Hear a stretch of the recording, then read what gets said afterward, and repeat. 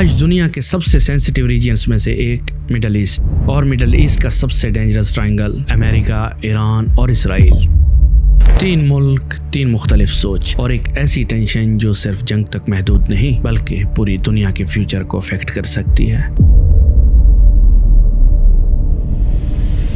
सवाल ये है, ये टेंशन शुरू कहाँ से हुई? अमेरिका ईरान को इतनी सख्त वार्निंग क्यों देता है? इसराइल ईरान से इतना खौफजदा क्यों है? और सबसे अहम सवाल, आगे क्या होने वाला है? दोस्तों, ये कहानी शुरू होती है 1953 से। ईरान के प्राइम मिनिस्टर थे मोहम्मद मुसद्दिक। उनका जुर्म सिर्फ इतना था कि वो चाहते थे कि ईरान का ऑयल सिर्फ ईरान के लोगों के कंट्रोल में हो, और ये बात अमेरिका और ब्रिटेन को कबूल नहीं थी। FIA ने, मतलब कि फॉरेन इंटेलिजेंस एजेंसीज ने ईरान के अंदर पावर गेम खेला। मुसद्दिक को हटा दिया गया, शाह ऑफ ईरान को ताकत दी गई। उस दिन ईरानियन अवाम ने एक बात सीखी कि हमारे मुल्क के फैसले हमारे शहरों में नहीं बल्कि बाहर के शहरों में होते हैं। 1979 में ईरान की आवाम फूट पड़ी दोस्तों। प्रोटेस्ट हुए, शाह का सिस्टम गिरा दिया गया, अमेरिका का असर खत्म कर दी गई और दुनिया ने देखा इस्लामिक रिपब्लिक ऑफ ईरान का जन्म।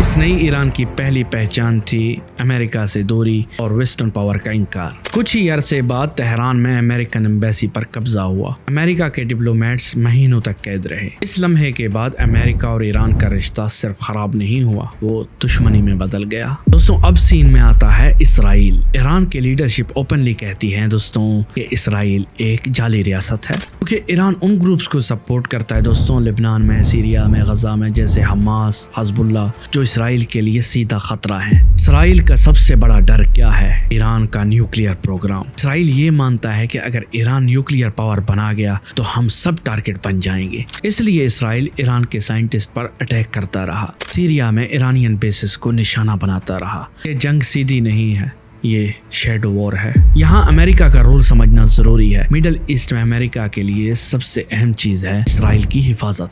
इसराइल वो मुल्क है जिसे अमेरिका कभी अकेला नहीं छोड़ सकता। इसके पीछे भी एक रीजन है, इसके लिए एक और टॉपिक है, एक अलग वीडियो बन सकता है दोस्तों। इसकी सिक्योरिटी अमेरिका की मिलिट्री प्लानिंग का हिस्सा है। अमेरिका के इंटेलिजेंस सिस्टम का सेंटर है दोस्तों। अमेरिका के मिडल ईस्ट विजन की बुनियाद है। इसलिए जब इसराइल को खतरा महसूस होता है तो अमेरिका खामोश नहीं रहता। 2015 में दुनिया ने एक उम्मीद देखी। ईरान और वर्ल्ड पावर्स के दरमियान एक एग्रीमेंट हुआ। इस डील का सिंपल मतलब था, ईरान न्यूक्लियर बॉम्ब नहीं बनाएगा और बदले में सैंक्शंस कम की जाएंगी जो अमेरिका ने लगाए थे। कुछ सालों तक टेंशंस कम रही, लेकिन 2018 में अमेरिका इस एग्रीमेंट से बाहर निकल गया। सैंक्शंस दोबारा लग गई और ईरान ने भी अपने लिमिट्स धीरे धीरे तोड़नी शुरू कर दी। यहीं से कॉन्फ्लिक्ट फिर जिंदा हो गया।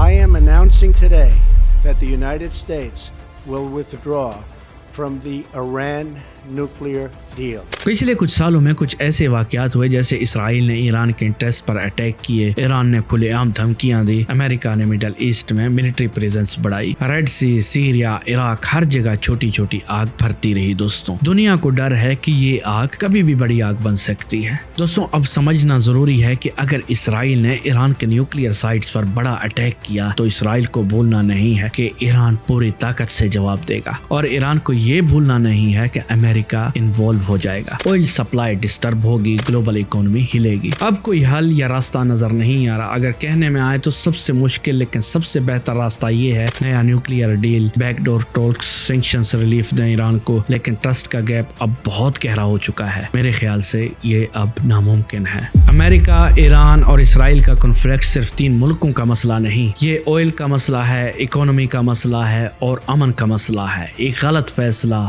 पूरी दुनिया को महंगा पड़ सकता है। और आखिर में दोस्तों, सवाल ये नहीं कि कौन सही है, सवाल ये है कि दुनिया एक और जंग अफोर्ड कर सकती है।